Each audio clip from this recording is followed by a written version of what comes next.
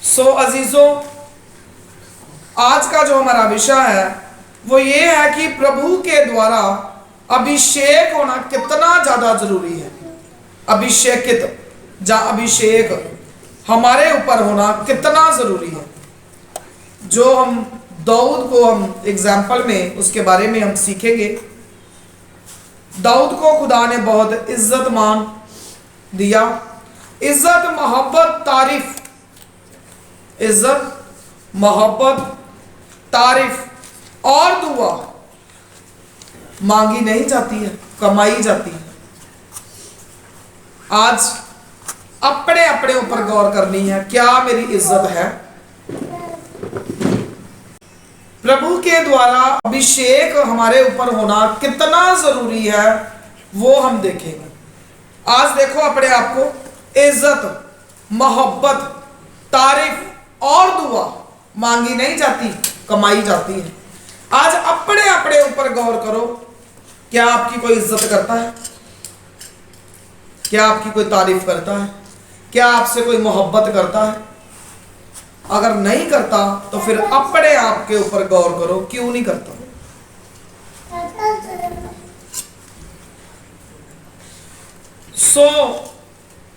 याद रखो, आज वचन को सुनने से पहले जिंदगी में अगर आपका कोई भी साथ दे या ना दे, इज्जत जो है वो हमारे अपने अंदर होनी बड़ी जरूरी है। सेल्फ रिस्पेक्ट, सबसे पहले हमें सेल्फ रिस्पेक्ट देखनी है।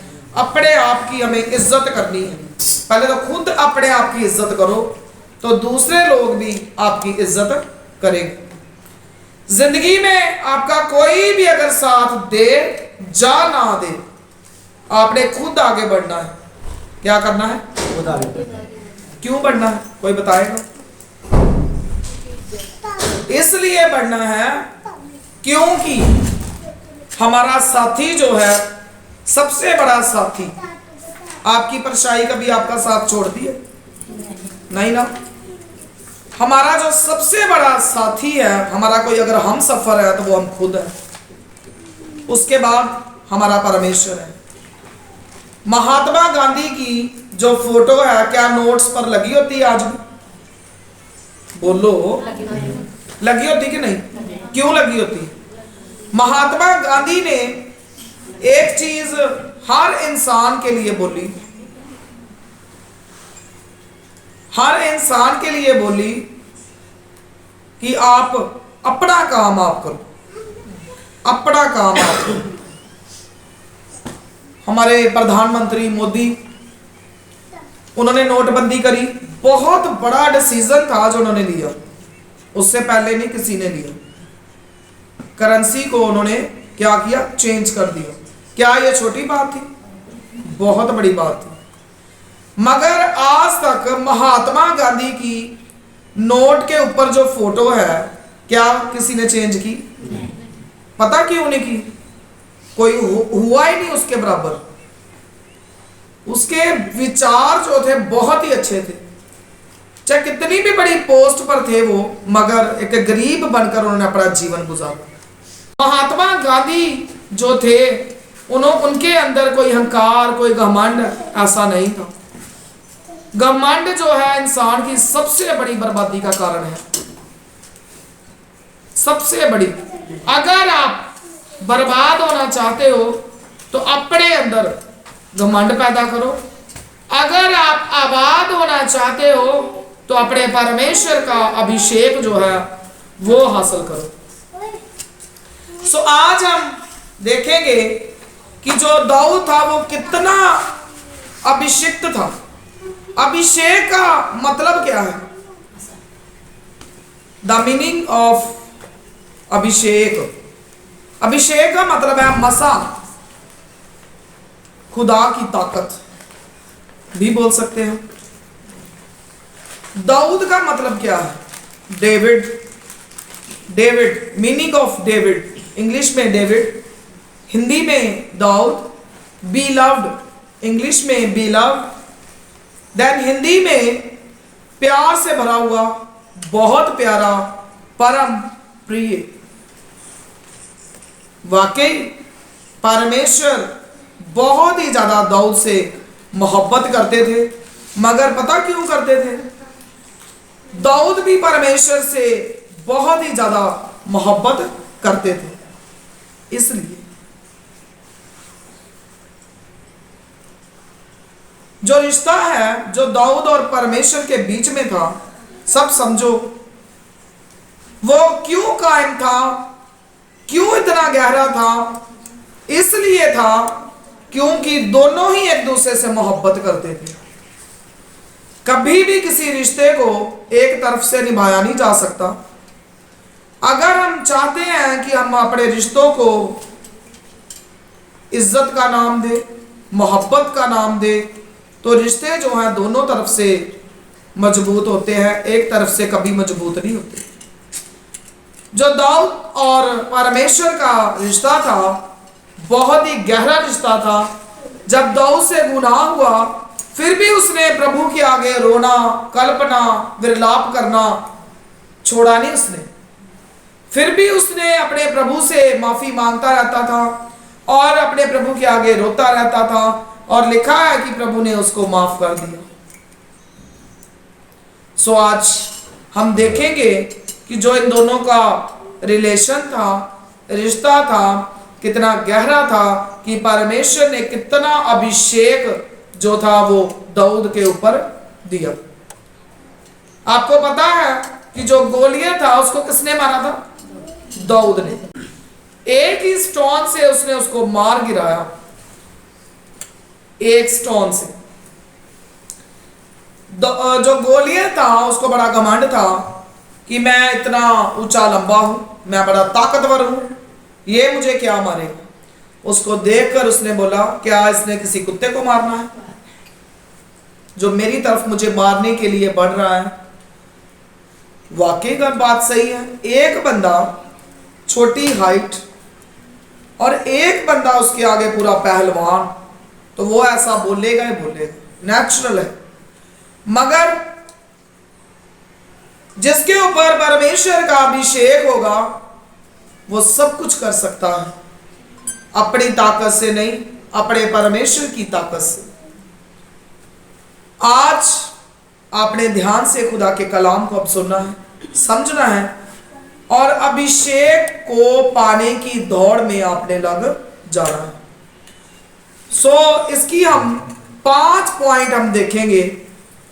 5 पॉइंट, जो 5 गुण, 5 तरह की ताकत जो दाऊद ने हासिल की, 5 तरह का अभिषेक,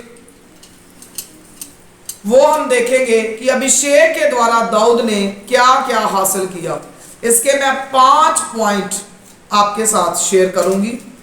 जो दाऊद को अभिषेक मिला उसका जो फर्स्ट पॉइंट था वो ये था कि दाऊद के ऊपर इतना बड़ा अभिषेक था कि वो दुष्ट आत्मा का सामना उसने किया, दुष्ट आत्मा का सामना किया। पहला अभिषेक का बेनिफिट कि उसने क्या किया? दुष्ट आत्मा का सामना किया। इसको आप पढ़ सकते हो 1 Samuel 16 chapter verse 13 to 23।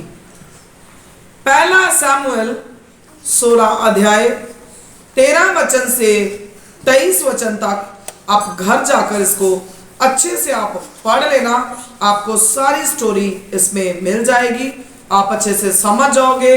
अभी मैं आपको शॉर्टकट में बताऊंगी।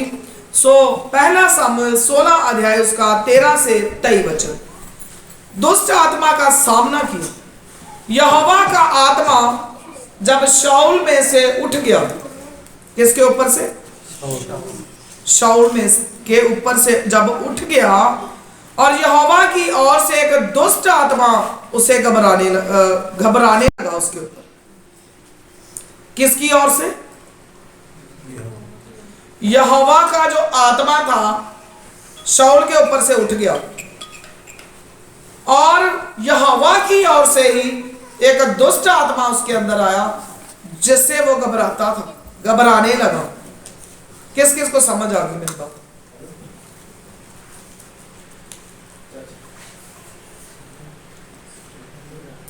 जब हम अपने प्रभु की रजा, उसकी मर्जी में नहीं चलेंगे तो क्या होगा?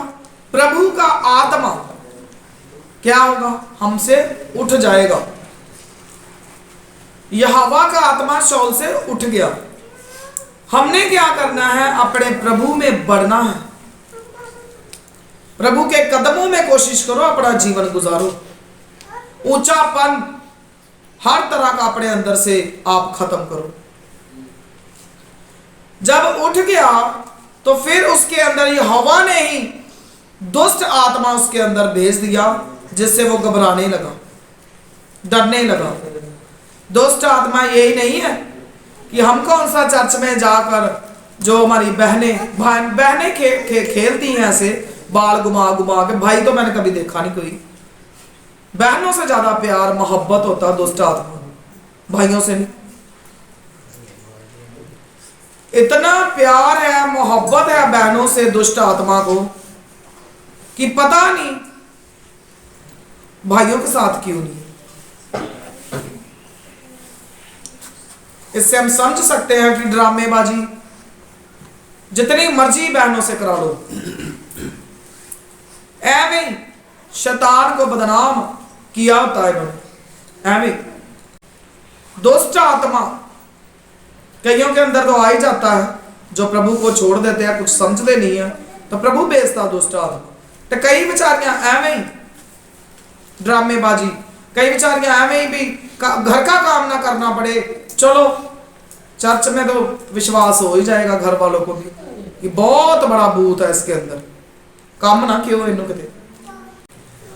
और जब जब परमेश्वर की ओर से वह आत्मा शाऊल पर चढ़ता था, जब शाऊल के साथ ऐसा हुआ तो उसने अपने वर्करों को बोला कि जाओ कोई ऐसा ढूंढ के लेके आओ अब जो मेरी मदद कर सके।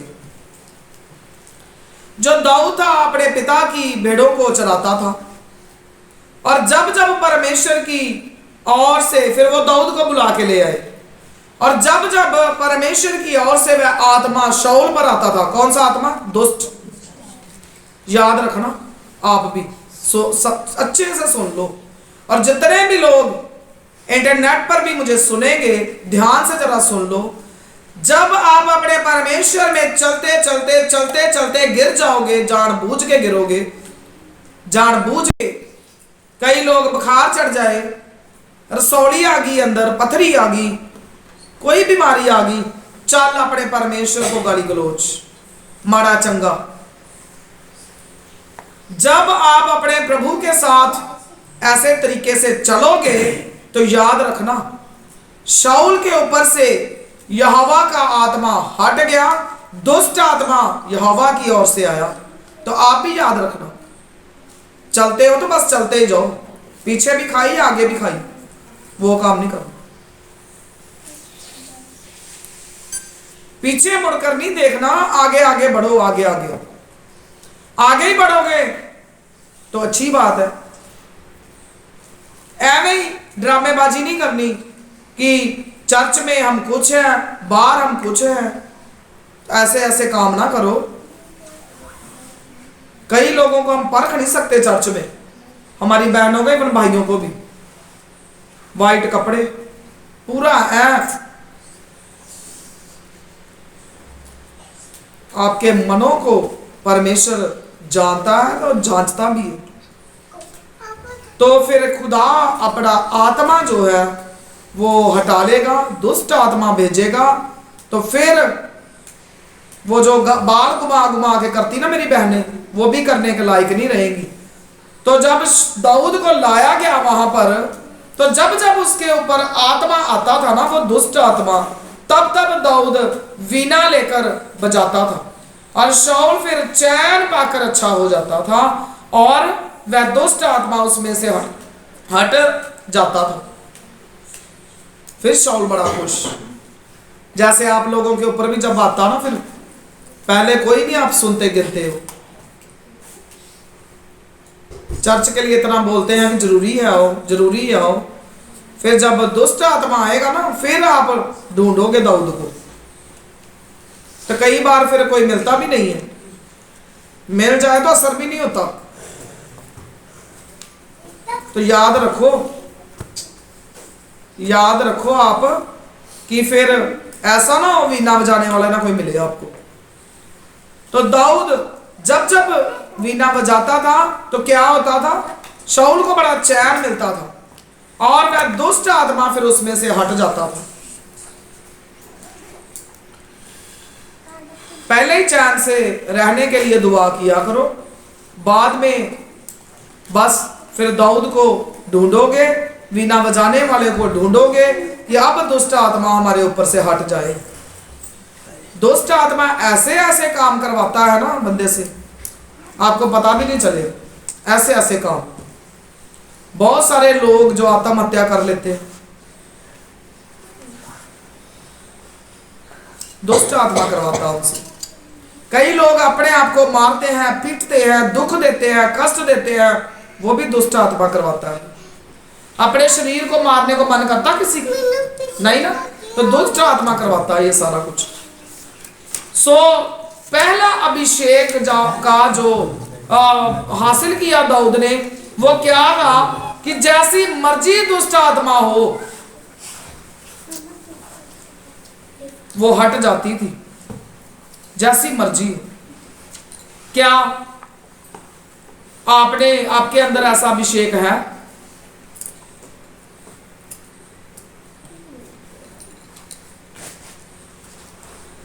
अपने प्रभु से मांगा करो कि मेरे परमेश्वर मेरे ऊपर भी अपना मसा जो है वो मुझे दे, अपना अभिषेक मुझे दे, ताकि मैं खुदावंद खुदा तेरी नफरत के नहीं तेरी मोहब्बत के योग बन जाऊं।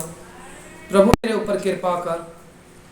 हम आपके सेवक हैं, आपको सिखाते रहेंगे जब तक हमारे प्रभु ने हमें इस धरती पर, इस जिस्म में हमें रखा है, तब तक हम आपको सिखाते रहेंगे। बहुत आएंगे वो हमसे मोहब्बत करेंगे, बहुत आएंगे जो हमसे नफरत करेंगे, बहुत आएंगे जो बड़े प्यास से रहेंगे, और बहुत ही आएंगे जो हमें छोड़कर भी चले जाएंगे।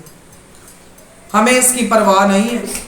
हमें अगर परवाह है तो वो ये है कि पहले हमने अपने आप को बचाना है, अपने प्रभु की बादशाही में शरीक होना है। दूसरा हमारा काम है कि आपको तालीम देनी है। मानना है नहीं मानना है वो आपका फर्ज है, ये आपकी रिस्पॉन्सिबिलिटी है कि आपको कैसा जीवन जीना है। सेकंड पॉइंट, दाऊद जो था वो बड़े बड़े बलवानों को गिरा सकता था। जो उसने अभिषेक पाया ना, उसकी इतनी बड़ी ताकत प्रभु ने उसको दी कि वो बड़े बड़े बलवानों को गिरा सकता था। अभी मैं पहले ही बता दिया आपको किसको गिराया था दाऊद ने, गोलियत को। बोलो, जब आप बोलोगे तो सुस्ती नहीं पड़ेगी। दूसरा, जब हम बोलते हैं ना सॉरी, तो हमें वो चीज जो है वो याद रह जाती है, याद रहता। किस किस ने ऐसा किया कि जब आप पढ़ते थे तो हमारे जो टीचर थे, हमारी मैडम या हमारे सर, वो हमें टेबल्स होते ना, पढ़े बोलते जो पंजाबी में, इंग्लिश में टेबल, वो अपने पीछे पीछे बुलाते थे, उनको बुलाते थे कि नहीं। कोई कविता याद करनी है, कुछ भी, तो उसको क्या करते थे, पीछे पीछे। फिर बच्चों को, कोई क्लास में इंटेलिजेंट बच्चा, उसको खड़ा कर देते, 40 को 5 बार सबको पीछे पीछे बुलाओ। किस किस ने ऐसा बोला है, हाथ खड़ा करो जरा। हाँ, हमारे आंटी ने भी, याद है हमको। मैं खुद हमारे स्कूल में ऐसा होता। जब आप रिस्पॉन्स दोगे आप, तो आपका ध्यान लगा रहेगा मेरी तरफ, प्रभु की तरफ, और आपको याद भी रहेगा जो अपने मुंह से आप बोलो, जरूर बोला करो। दाऊद ने बलवानों को गिराने का भी अभिषेक प्रभु ने उसको दिया। बड़े बड़े बलवानों को भी गिरा सकता था, गोलियत को भी गिराया दाऊद ने। इसको आप पढ़ना है तो पहला सामुएल 17 अध्याय उसका 34 और 35 वचन। दाऊद ने शाऊल से कहा, तेरा दास अपने, अब दाऊद कह रहा है शाऊल से कि तेरा दास अपने पिता की भेड़ बकरियां चराता था। क्या करता था? भेड़ बकरियां चराता था। और जब कोई सिंह या भालू झुंड में से मेमना उठा ले जाता, तब मैं उसका पीछा करके उसे मारता और मेमने को उसके मुंह से छुड़ा लेता। और जब वह मुझ पर हमला करता, तब मैं उसके केस को पकड़कर उसे मार डालता था। हालेलुया। सिंह किसको बोलते हैं? बोलो, पता नहीं आपको? सिंह, सिंह, बाकियों को पता? बोला शेर को। ठीक है, अब आप मुझे बताओ कि शेर को भालू झुंड में से मेमना उठा ले जाता, और जब कोई सिंह या भालू, भालू का पता आपको? बहुत बड़े बड़े होते हैं, काले रंग के, बड़े डेंजरस होते हैं वो भी। और शेर, दोनों ही बड़े डेंजरस है। अब हम इसको समझ लें। जहां हम ये समझ सकते हैं कि भालू और शेर जैसी बड़ी बड़ी मुसीबतों को भी दिखाता है, जहां आप ऐसे समझ लो, या फिर सीधा सीधा समझ लो कि शेर और भालू, जब कोई दाऊद के पिता की भेड़ को चुराने के लिए आता था, तो क्या करता था दाऊद? सिंह और भालू को गिरा देता था, छोड़ता नहीं था उनको। इतना बड़ा अभिषेक खुदावंद खुदा का दाऊद के ऊपर था। तब मैं उसका पीछा करके उसे मारता था। ये जो हिस्ट्री है, स्टोरी है, जब दाऊद को शाऊल के पास लाया गया, उसको दुष्ट आत्मा से आजाद करने के लिए, तब वो आकर अपनी वो स्टोरी जो है शाऊल के साथ दाऊद शेयर कर रहा है। उसको बता रहा है दाऊद की मेरा पिता भेड़ बकरियां चराता है, मैं भेड़ बकरियां चराता हूं, मैं अपने पिता की भेड़ बकरियां। और वो बता रहा है कि जब मैं भेड़ बकरियों का झुंड लेके जाता हूं, तो उसमें कोई भी चुराने वाला आ जाए, मेरे मेमने को कोई भी चुराने वाला आ जाए, चाहे शेर हो चाहे भालू हो, मैं क्या करता हूं? उसको मार देता हूं। तब मैं उसका पीछा करता हूं, उसके फिर मैं पीछे पीछे जाता हूं, छोड़ता उसको नहीं हूं, और मेमने को उसके मुंह से छुड़ा लेता हूं। जब वो मेमने को पकड़ कर लेकर जाते हैं, तो मैं उनके मुंह से भी निकाल कर उसको ले आता हूं। और जब वह मुझ पर हमला करता है, अगर उस टाइम वो शेर और भालू जब मुझ पर हमला करता है, तब मैं उसके बाल पकड़कर क्या करता हूं? उसे मार डालता हूं। आप इसको इजी तरीके से समझो कि जब आपके ऊपर खुदावंद खुदा का अभिषेक आएगा, तो बड़ी से बड़ी मुसीबतें भी अगर आपके ऊपर आ जाएगी, तो आप उसको बस ऐसे ही आप अपने ऊपर से उसको दूर कर सकते हो। मगर ऐसे नहीं, एवं ना जाके शेर देगे भालू देगे खलो जो। तब जब आपके ऊपर आपके खुदावंद खुदा का अभिषेक होगा, तब फिर आप उसको मार सकते हो, उसको गिरा सकते हो। ऐसे नहीं कि आप ऐसे ही चले जाओ, ताकत के साथ। इतनी बड़ी ताकत थी। चाहे जब आपको अभिषेक मिल जाएगा, तो फिर क्या करना? फिर बड़ी से बड़ी मुसीबत जो है आप उसका सामना करोगे। इसके कहने का मतलब है, शेर जैसी भालू जैसी मुसीबत आ जाए, तो क्या करोगे आप? उसका सामना करोगे और जीतोगे भी, जीत कर आओगे आप। ये दूसरा बेनिफिट आपको मिलेगा कि आप बड़े से बड़े बलवानों को भी गिरा सकते हो, बड़ी से बड़ी दुष्ट आत्मा की ताकत से आप लड़कर जीत सकते हो।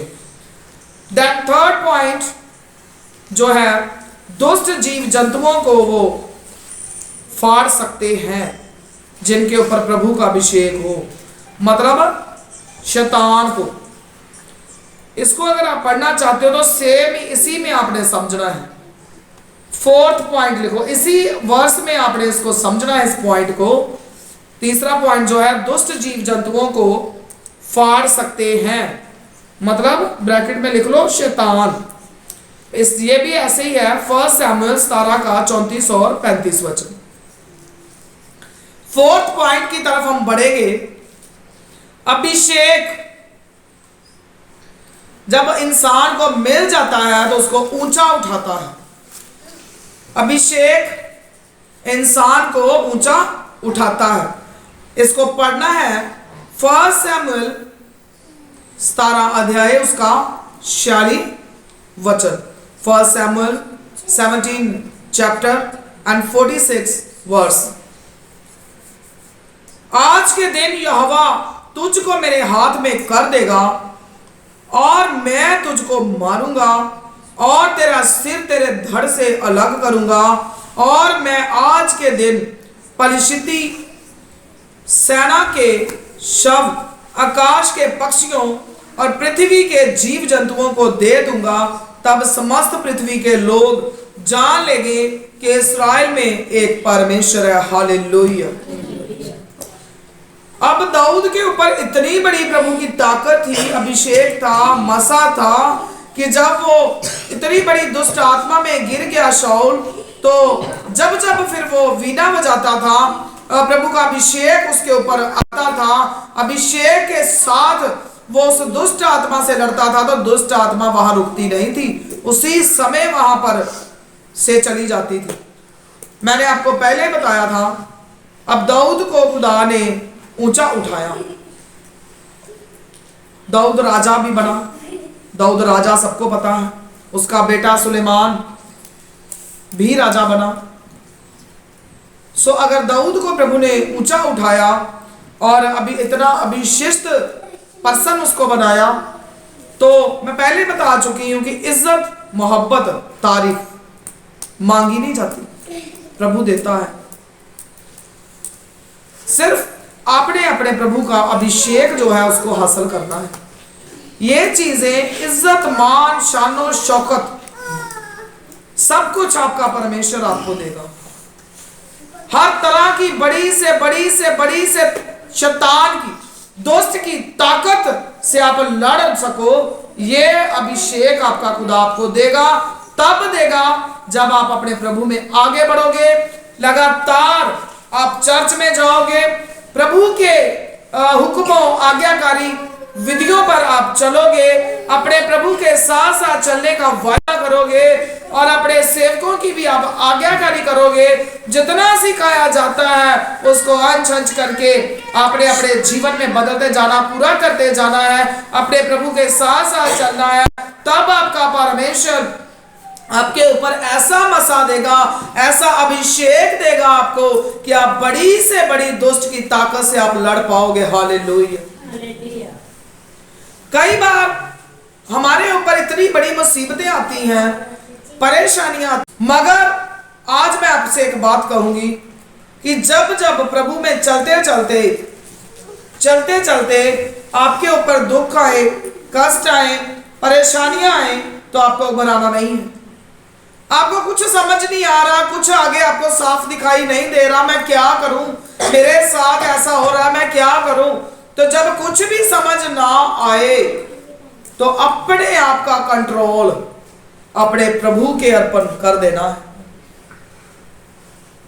तो ऐसे ही अगर आपको अपनी जिंदगी का कोई भी चैनल दिखाई ना दे, कुछ समझ ना आए कि मैं क्या करूं, तो रिमोट कंट्रोल आपने अपने परमेश्वर के अर्पण कर देना है, अपने प्रभु के हाथों में दे देना है कि प्रभु मैं चल पा नहीं रही हूं, मुझे चलाओ। आए परमेश्वर, मुझे कुछ समझ नहीं आ रहा, धीरे धीरे आगे मैं क्या करूं। तो आपने क्या करना है, अपने प्रभु को अपने आप को समर्पित कर देना है। आपका प्रभु आपको चलाएगा। आप जैसा चलते हो आप वैसा फिर नहीं चलोगे, आपका परमेश्वर जैसा चलाएगा। आपको दाईं तरफ मुड़ना है, आपको बाईं तरफ मुड़ना है, मगर आपका परमेश्वर जो है आपके अभिषेक के द्वारा आपकी अगुवाई करेगा, आपको गाइड करेगा, आपको बताएगा कि मेरी बेटी, मेरे बेटे, तेरे लिए दाईं तरफ सही है तो दाईं तरफ मोड़, तेरे लिए बाईं तरफ सही है तो बाईं तरफ मोड़। कभी भी वो तेरे जिंदगी के रास्तों में तेरा नुकसान होने नहीं देगा। आपको ऐसा अभिषेक जो है वो आपको हासिल करना है। बढ़ते जाना, आप अपने आप के हम सफर खुद हो, दूसरों की तरफ ना देखो, बढ़ते जाओ, हिम्मत ना हारो। हमारी बहन राज गवाह है, सुबह भी मैं सबसे पहले उठी, उठकर मैं अपनी माँ के लिए खाना बनाया, क्योंकि मेरी माँ की तबीयत आपको पता है ठीक नहीं रहती।